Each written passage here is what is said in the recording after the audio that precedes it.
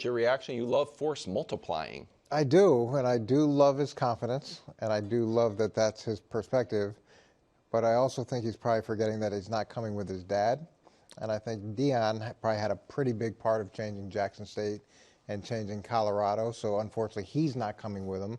And then you're not coming with Travis Hunter either. I feel like Travis had a pretty significant part of being able to change those programs as well. And there's a lot of things I like about Shedeur, but I do think that the sacks are a real problem. And I know that the sacks have been attributed primarily to his offensive line, but there's a bunch of times where he's holding the ball, he's running around, he's trying to make a play. It results in a sack, and he's sacked more than anybody else in college football. You try to do that in pro football. As, you know, Caleb saw that adjustment. It's an issue. And then I see elements of Caleb without the wow plays That's what I was going to say. Saw from Caleb. You do see some of the concerns. You do see some of the highlights, but not like Caleb. No. And I'm glad you're saying it, not me, because I sound biased on it because I've been so high on Caleb since, gosh, he was at Oklahoma. But I agree with that entirely. Like a lot of Shedeur clearly has the it factor. I think the confidence is super important. I don't look at that as brash or arrogant. I look at him as, you know what I mean, a self-assured young man who has succeeded everywhere he's gone. And unlike a lot of highly touted guys who have a chance to go in the top 5, he was not expected to succeed at every level. You know, some of these guys are like overcame a bunch of adversity, and it's like, well, as far as your like sports career, you were the best player on the best team in high school and then in college. That's not his story. So I like all of that. I don't love just the tape, so to speak, as much as other people do. And I am I'm not going to kill him on it's someone else's job to be like, man, this is pro football, not college football. You can't change stuff here. We have seen guys change stuff. Now he had D'Amico with him, changed it. Jaden, they took these terrible teams and they were excellent or very good their first year. So that is doable in the NFL. I just don't know if he is a plug-and-play instant impact player. And I am very interested in this, the fact that how many videos have we seen of him dapping up Brian Daboll? He seemed to want the Giants, all of that stuff. He had those Giants cleats. Yes, like if the Giants don't draft him, that's concerning. And then if the Raiders don't draft him at 6, which feels like that should be the bottom for him in his draft stock. Yes. Right? I don't think he gets past the Raiders if he has this personal relationship with Brady, and Brady is. Listen, I think he does. I think it's not. I think we know he has a personal relationship with Brady. That's very clear.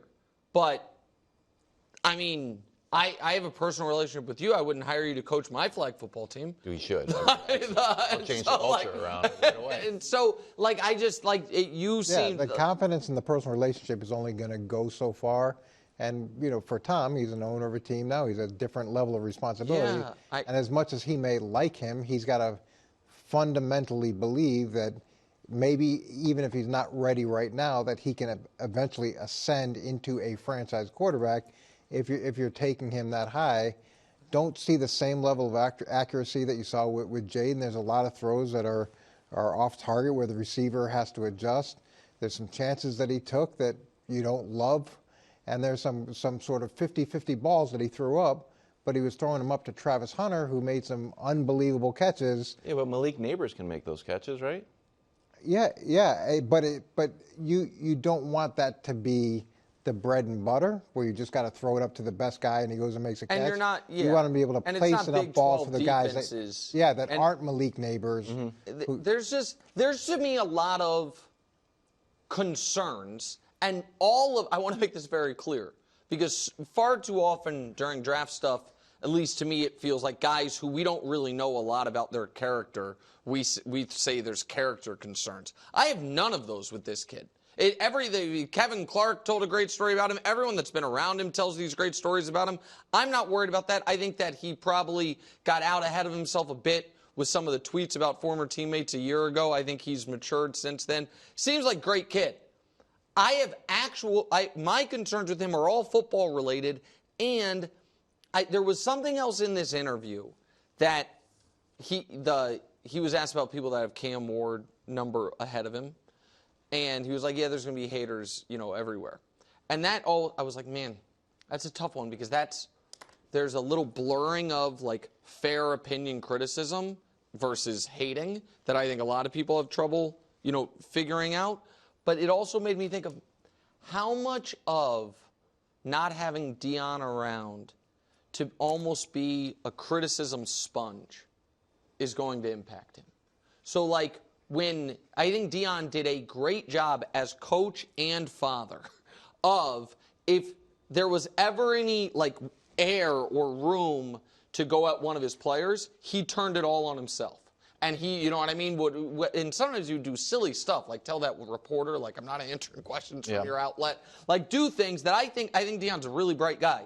I think it was intentional to move the spotlight towards him and keep scrutiny off his players. He's not going to have that in the pros. I know we joked around about this earlier in the show, this Will Howard it's fine. Go ahead. Viral video. I set it up just for you, buddy. No, we joked around about it because I was like, this is a huge story. And you're like, I don't know, Will Howard's combine, he's not supposed to go super high. It was fair.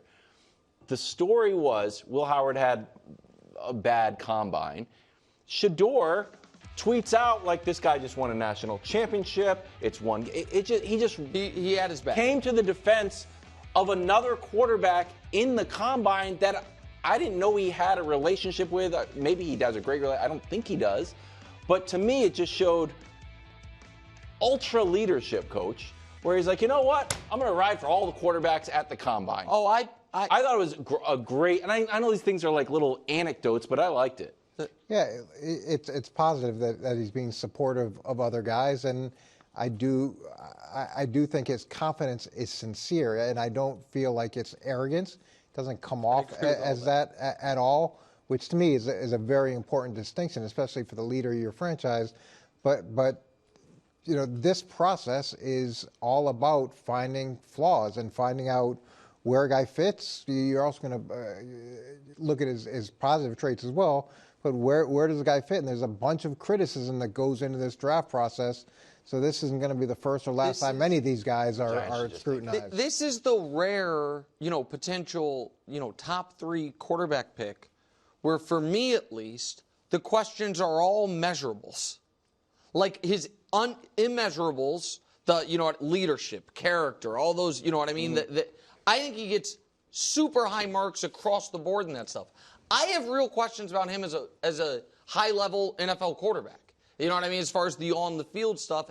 And the Giants being interested in Aaron Rodgers set off alarm bells for me.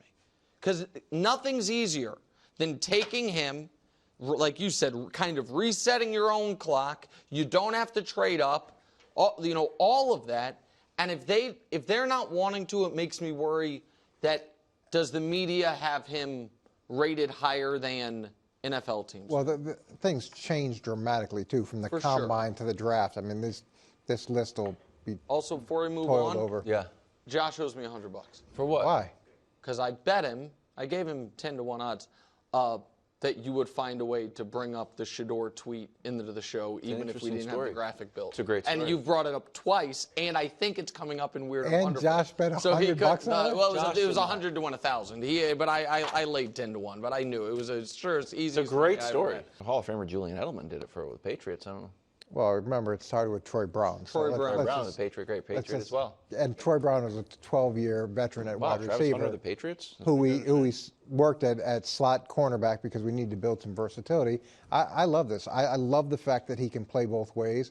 And what people forget is how important roster versatility is, because you only have a certain amount of guys on game day, so you're constantly saying who you're going to leave home, which position you're going to take, which position you're going to leave home. And when you've got a guy like this who could potentially play both spots, go ahead. No, I think this is a different question, though, which is, Coach, is it possible to be full-time both? Because that's what he's saying. And I just want to, I think he did it in college. He legitimately was full-time. He played 157 plays, I think, in one game. Yeah. So is it physically possible? Yeah, it's physically possible to do it. I absolutely believe he could do it. I don't think it's wise. I don't think anybody will do that. But what I do think is very possible. Let's say you start him at cornerback, and that's where he plays his primary position. And then on offense, you bring him in on third down, you bring him in the red zone, and you play him in 2 minute. So you bring him in key situations offensively, and then if you have a couple gadget plays here, you want him in a certain package, then you could maximize his primary position and still get real value in critical situations, help him win the game. So I love that plan. I'm impromptu quiz kind of on this. It seems like if he wants to be full-time both. I know from a conditioning standpoint he can do it. I'm curious if even from a game plan standpoint if he can do it. And so, like, let's just say full-time both, at least in the beginning, is out of the question. Then doesn't his one full-time have to be corner? Because the opposite of what you described, I don't think really exists, which is, all right, you are a number one receiver, and then part-time what? Because sometimes your nickel corner is on the field the whole game. Like, what if a team drafts him and says, oh, okay, you have a chance to be a great wide receiver. That's where we want you all. Because I think everyone agrees what you described could happen. Full-time corner and then, part-time receiver. Can the opposite work, or is it because defense is so often dictated by what the other team's running? You understand what I mean? Like, you decide how many receivers you have on the field. The other team decides how many corners you have on the field by how many receivers they put out there. So could he be full-time receiver and part-time corner? Yeah, you could. You just wouldn't make him. You wouldn't necessarily make him your inside slot corner, your star position. You'd have him be one of the outside corners, so you could insert him whenever you wanted to. And then if they were playing even on a multiple wide receiver set where you're playing nickel or dime, the guys who play inside, and then you insert him outside. Because the outside guy, you're always going to have two outside guys no matter what happens. So you're going to play on the right side, it's going to be outside, and we're going to figure out when we put you in. I also just love that he wants to do it. I love this. A very easy answer for this, and I know it's like rookie scale, but if you're his agent and you're just like by the numbers, like, hey man, you're only going to get paid for one for right now. You're going to play half for free. That would be my mindset on it. The fact that he's like fired up to do both, I love. It's great, and I don't know if people appreciate how valuable that is. Like, I don't think you get the sense that the guy could be a frontline corner and a frontline receiver, and even if it's just in critical situations, you bring in a stud in the red zone, you're bringing a stud on third down that helps you stay on the field. It goes like to 2 minutes. Well, I think his second contract probably will. All the get more rookies money. Deserve more money. Their pay is scale. artificially depressed. I just want to say, because I was, I think, fair, but critical of Shedeur, I have no questions about this kid in any regard. Thanks for watching. Subscribe here to get more from the show and to check out clips from other shows on FS1.